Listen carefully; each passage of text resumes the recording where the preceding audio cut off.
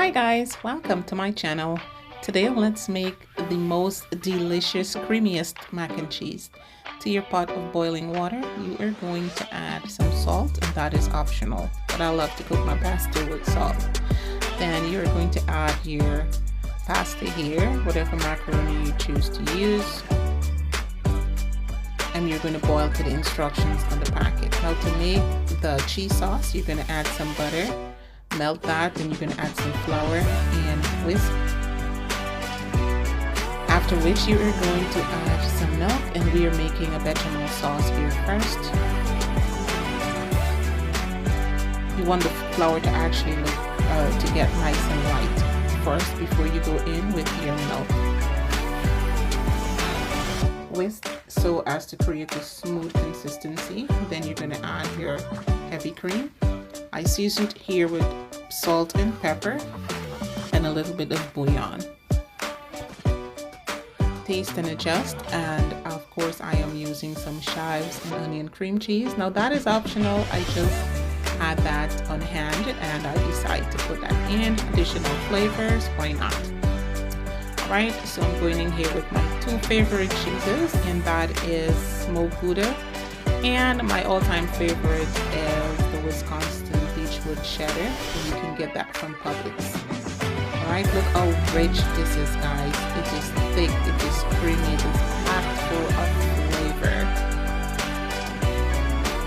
Now for so now we're going to add some butter. You're going to add your green onions or scallions and your peppers. Saute this for about 30 seconds. Then you go in with your shredded carrots. Now guys, this is different because you don't have to put any vegetables in your mac and cheese, but I just decided to do it differently this Thanksgiving because we had lots of kids to feed, so make it just a little bit healthier.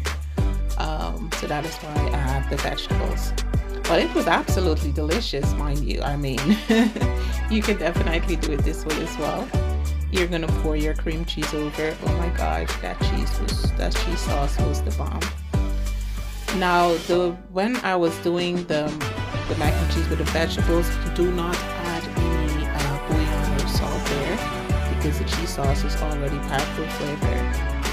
Alright, so after mixing it, pouring it in your baking dish, you're gonna add some cheese, and I'm using the same Wisconsin Beechwood Smoked Cheddar, which you can get at Publix. Absolutely fabulous for mac and cheese, barbecue kind of thing too. And of course some smoked Gouda. But you can add whatever cheeses you like. So after the cheese has been melted, let's say 35 to 40 minutes in a 350 degrees oven, it is done, guys. And I love my mac and cheese more on the creamier side. Some people like it more on the cheesier side. But creamier side, creamy and cheesy, that's good for me. Alright, it was absolutely fine. So thank you all again for spending the time with me today. If y'all have not yet subscribed, what are you waiting for? Smash that subscribe button, like, share, and drop me a comment. Love you guys. Bye bye.